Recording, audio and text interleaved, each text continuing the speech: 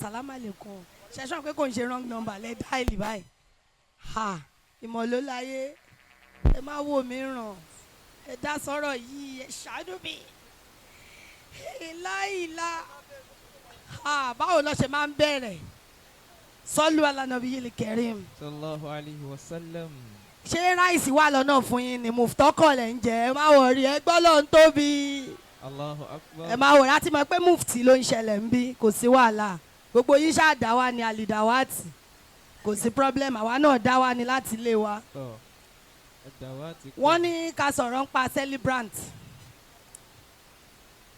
Gbogbo ẹ̀yin mọ́yànmọ́yàn tẹ wà ní kálẹ̀ gbogbo yín ni mo kí. Gbogbo ẹ̀yin olólùfẹ́ wa gbogbo yín la dúpẹ́ fún. Gbogbo ẹ̀yin colleagues wa tajọ́ ń ṣiṣẹ́ kan náà gbogbo yín la kí. Gbogbo ẹ̀yin àbúrò wa tajọ́ ń kọrin gbogbo yín la kí. Àmọ́ rírì yín, thank you all for coming, thank you all for your love, thank you for your support. Alhaja Ẹkúndayọ̀ àní fi ń ṣàwátì. Táyé bá ń jáyé gbígbà bá ń jẹ́gbà ẹ̀ ní má padà sí burúkú ẹ̀ ní má padà sí ìgbà. Ẹ ṣeun ẹ kú gbogbo ìgbà. Wọ́n ní àsọ̀rọ̀ ń pa Celebrant. Mi tiẹ̀ mọ̀ pé mi náà máa pè. Mo tiẹ̀ kọ́kọ́ fẹ́ ṣe suggestion ni. Náà bá lé mi lẹ́ni tí mo ní ṣé kò ń ṣe wrong number. Ibo mo já sí.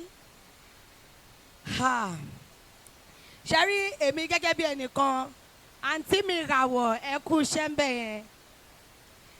Mo ti mọ Celebrant láti lẹ́yìn àǹtí mi Rúkà. Ìgbà yẹn ó ń gbèrè fún Alhaja Rukaya Gawat Oyefeso.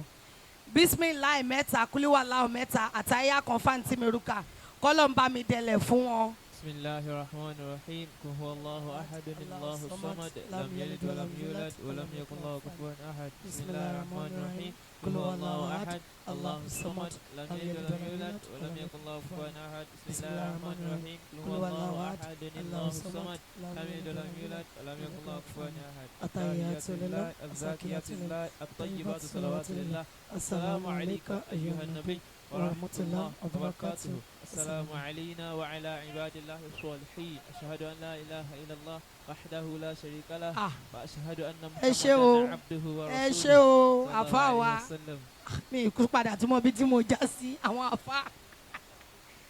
So Mubarak Bonju.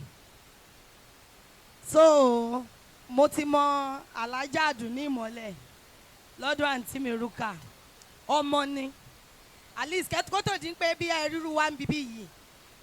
I'm a kind of person mo ń bá gbogbo èèyàn ṣe ṣùgbọ́n mi ì tún kí n bá gbogbo èèyàn ṣe.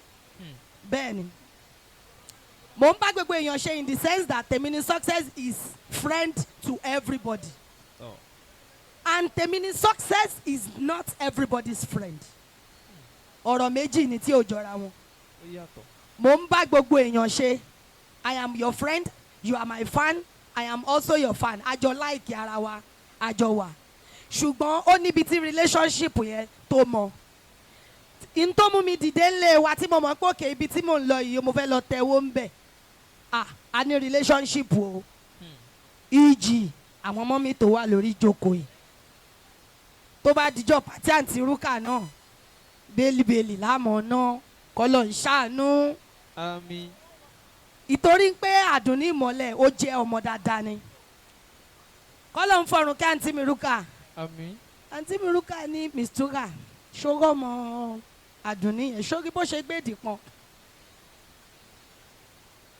Ṣòro ọmọ yẹn ọmọ ni o mo ní mo mọ̀ báwo ló ṣe mọ̀ mo ní mo mọ̀ náà ni she is loyal to you she is obedient to ọmọ ni. Èèyàn pọ̀ tó tẹ́lẹ̀ àǹtí mi Rúkà nígbà yẹn ṣùgbọ́n àìmọye èmi ìtọ́ ẹ̀ ń pé wọ́n kọ̀ sáré wá wọ́n tún lọ ni ṣùgbọ́n Adunni ọmọ ni ó dúró tán lójú àǹtí mi Rúkà ó dúró lẹ́yìn àǹtí mi Rúkà ó dúró mo wá gbà ládùúrà fún ẹ ọmọ tó máa dúró tiẹ̀ ọmọọṣẹ́ alálùbáríkà tí ò ń ṣàwọn ọmọọṣẹ́ àgbámọ̀ tí ò ń ṣàwọn ọmọọṣẹ́ àgbákò Ọlọ́run ò ní gbé kọlù ẹ lágbára Ọlọ́run ò ní fọ́sẹ̀kì ẹ o òkè àgbà tí gbogbo yín ń wò níwájú ẹ gùn ẹ wà ní jábọ́ tẹ bá dókè àwa náà ta ti wà lókè à ní jábọ́ ẹ ní má padà sí burúkú ẹ ní má padà sí ìgbà gbogbo ìgbà tí bá wà ní gathering yín mo máa ń sọ fún gbogbo yín pé bí mo ṣe fẹ́ kó rí fún yín kó rí bẹ́ẹ̀ fẹ́mi náà kó rí bẹ́ẹ̀ fọmọ mi Arifatullah Àkànkẹ́ I just want all the best for you táwa bá ń rówó ná tá à ń rówó mú jáde kẹ́yìn àbúrò wa náà kẹ́ má gbẹ̀yìn kẹ́yìn náà máa rówó ná Àmín. kí nǹkan kan ṣẹlẹ̀ kó sọ ń pàdùn ní tẹ́wọ́n mílíọ̀n kó tẹ́wọ́ Alhaja Mistura yìí náà tẹ́wọ́n mítà kẹ́ tẹ́wọ́ ní tí mo tọrọ fún gbogbo yín nìyẹn. Alhaja Rukayọ̀ ọmọ ológo ẹ kú àdúrótì, ìyá wa Yàríyọ̀ producer ẹ kú àdúrótì, bàbá wa Akọ́gbá ẹ kú àdúrótì, bàbá ọkọ mi Ìmọ̀lóláyé Ìwólódù ọba Tẹ́nígbọlá ẹ kú àdúrótì, Ìmọ̀lẹ̀ ẹ kú àdúrótì, Ìṣọ̀lá Àdé bàbá for the guest Ṣéwù ẹ kú àdúrótì, àwọn bíìgì ìràwọ̀ TikTok ẹ jẹ́ lọ ní slogan TikTok TikTok wàhálà ti dé ẹ jẹ́ lọ ní slogan ìràwọ̀ òwúrọ̀ mọ̀lẹ́yìn ẹni dùnú mẹ́rin tán rẹ pa ṣó òmùgbó wo jẹ́ kó wà jọ yín jẹ màá fọlọ́pàá gbé ẹni. ẹ ṣé o, thank you so much gbogbo RGFC Wàsíù Àyìndé ọmọ ojú ṣàgbọ́lá bàbá mi ní wáyé tì. Thank you for coming, thank you for your love, thank you for your support. Mọ́mí tọwọ́ Damask Brown tọ́ fáyìn mo kí yín ìyá mi ẹ ṣé gan ma ẹ kú àdúró tì. Alhaja tọ́ fáyìn tọ́ dúdú tọ́ wo tọ́ lo sunshade ẹ ṣé gan. Mọ́mí tọ́ ṣe tọ́ lo wíìgì yìí thank you ma, thank you for coming. Daddies méjèèjì ẹ ṣé gan, kí lorúkọ wọn?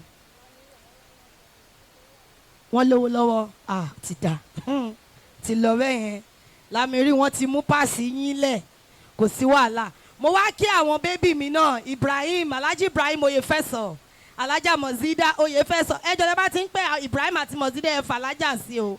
Ìmí inú yín ò ì lọ Mẹ́kà Mẹ́kà tí Ibrahim nìkan ti lọ èmi gangan ò tí ì lọ. Iye òǹkà umura àbí hajj tó ti ṣe èmi gangan ì ṣe ẹjọ́ ẹ̀ fà Alhaja sí o. A máa ń fàlájà sí lójú ayé àǹtí mi Rúkà gbọ́dọ̀ fàlájà sí lẹ́yìn kò ṣe pé kẹwàá rí wọn kẹwàá ní Ibrahim tó bá pé Ibrahim láì fàlájà sí bá dé yín mọ́ ẹ. Alhaja Mozida Akínyìn o Adunni Ade Wúrà Ọlá àwọn big mummy Alfa nìyẹn wọ́n ti béèrè ọmọ bí mo ṣe rí ọmọ náà kọ́kọ́ béèrè. ẹ jọ tálẹ́nì kejì tó máa sọ̀rọ̀ kí sọ́lù alánàbí kẹrin. ẹ jẹ́ bá a gbọ́dọ̀ tóbi fún wọn. Allahu Akbar. Alhaja táwọn afá bá ṣàdúrà wọn máa ń gbowó ni àmọ́ lórí stéèjì yìí Alhaja ti ṣàdúrà ẹ fún wa ń tẹ̀ ń bè kò lọ́ fà ẹ̀yin ti sú ọ̀jùn tí mo fi ń ṣeré ni ẹ ti sọ́dọ̀ tó ni afágàfá ìjọ tó Ọlọ́run ní sófò ọ̀nà kọ́lá jìn Ọlọ́run jẹ́ àríyìn pẹ́ Alhaja wa Rukayya àrìnpé wọn ni ẹ máa bọ̀ kẹ́ wá sọ̀rọ̀